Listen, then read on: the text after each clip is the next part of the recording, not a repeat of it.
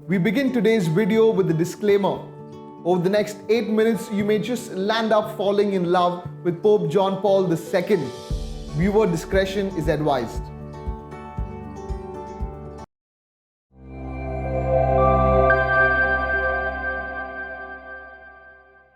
Pope John Paul was one of the most influential people in the 20th century. He lived an absolutely fabulous life, and that is no secret.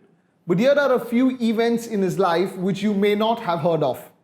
Firstly, his love for confession, his humility.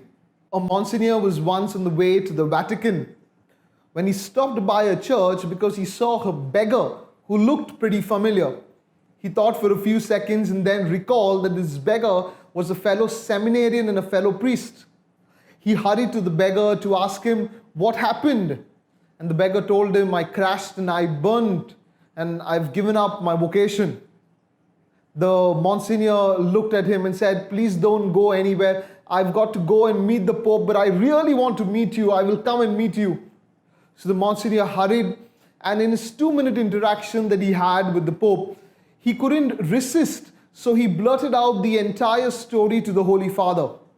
And the Holy Father requested the Monsignor, "Please get this priest along for dinner and we can have a chat."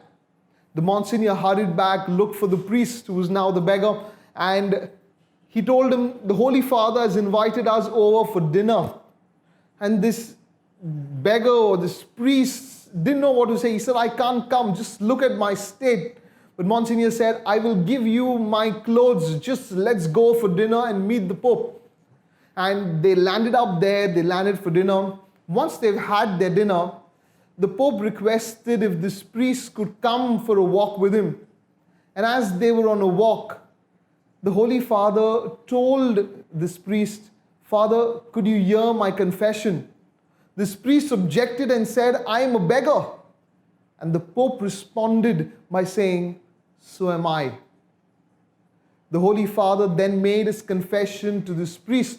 This priest found it really difficult to remember the words of absolution, and so the Holy Father helped him with the words of absolution.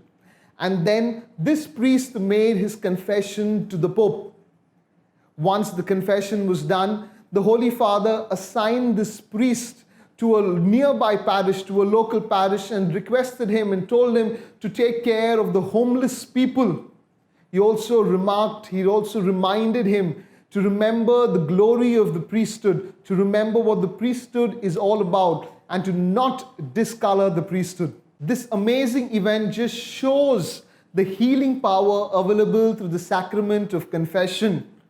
It also reminds us that no matter how great our fall, no matter how great our weakness or how great our sin, it cannot erase the mercy of God. Nor can it prevent God from showering His tremendous blessings, His triumphant power into our lives. The only thing we got to do is to call upon the Lord. The next event in the life of Pope John Paul II just shows his love for the Eucharist. This created often a problem for his handlers. On a pilgrimage, he would often go into a church and he would find the Blessed Sacrament and he would kneel and pray. And he would pray for long, and this threw his schedule off. In the year 1995, Father Robert, who was the chief organizer of the papal pilgrimages, went ahead of the Pope to Baltimore. He went to the Archbishop's house where the Pope was to visit, and he saw there a chapel. He requested the people there to close the door, warning them that if the Pope went in, he would spend time in prayer and that would throw the schedule off. As it happened, the Pope came to Baltimore, went to the Archbishop's house, and as he was walking down that path, he just stopped besides the door. All the doors looked the same, but he stopped by this chapel door in that corridor, looked at Father Robert, wagged his finger, shook his head, opened the door, went in, knelt and prayed. He just had such a connect with Jesus in the Eucharist that he even just passed by a door and recognized the presence of Jesus. When I think about it, I'm so amazed because that is a type of relationship, that is the level, that is the depth of a relationship that I aspire, that I want to have with Jesus. That I just pass by and I recognize His presence. Yeah, we may not be there, I may not be there, but Pope John Paul has shown us that that is the place where we can go to. That is the place, that is the depth in a relationship with Christ that we can aspire to. The third being Pope John Paul and the compassion he had for his people. We know where there is compassion, there is God, and where there is God, there are miracles. In the year 1990, Pope John Paul was to visit Mexico. In Mexico at that time, there was a mother by the name Maria who wanted to bring her son Heron to meet the Pope. This child was suffering from leukemia, and this 6-year-old boy was in so much pain because of the chemo, and his mother was seeing her son, this 6-year-old boy, die in front of her very eyes. His father was against this idea. He didn't want the child to make a 2-hour journey to the airport. Yet the mother, against the wishes of his father, brought the son to the airport. There they waited with no assurance, with no guarantee that the Pope would even look at this boy. The flight landed, the Pope walked out of the airport and was walking on the designated route, when all of a sudden he stopped, changed tracks, went to this boy, kissed the child on his bald head, placed his hands on his head, giving him a blessing, and just walked back. This child was 31 pounds and hadn't eaten for over 2 weeks, or hadn't eaten properly for over 2 weeks. Turned to his mother and said, "Mama, I am hungry. I want some chicken." This child was cured of leukemia, and dare I say, the father was cured of his atheism. In another very similar story, a mother once handed over a painting drawn by a child to one of the Swiss guards, requesting them to hand it over to the Pope.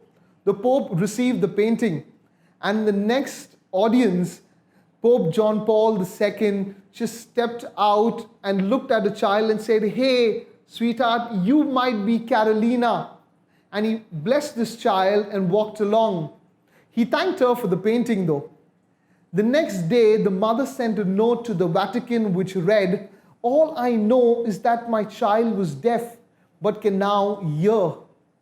What happened? I think it is the compassion that flowed through Pope John Paul, or the compassion of God that flowed through Pope John Paul to his people, that brought forth miracles.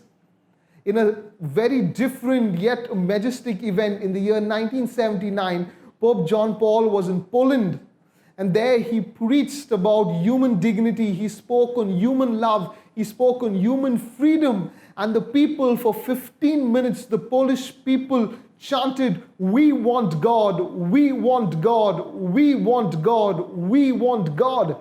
And that began a domino effect that led to the fall of the Soviet Union, that led to the fall of communism. Pope John Paul has shown us that no matter how big an army or how powerful a nation, no matter who the person is, cannot stand triumphant before the power of God. There is nothing greater than the power of God. I'd like to recommend a book, Saint Pope John Paul the Great, His 5 Loves by Jason Evert. This is one of the most inspiring, simple and wonderful books that I have had the pleasure of reading. The language is simple. You can just read through the whole book in one sitting in a few hours' time. I request you to pick this book up and to be inspired by the life of Pope John Paul the Great. Now that you've enjoyed this video, go ahead and share it with everybody. Do not forget to like, subscribe, and press the notification icon so that you are informed every time we put out a video. Until we see you again, God bless, take care, and pray for us.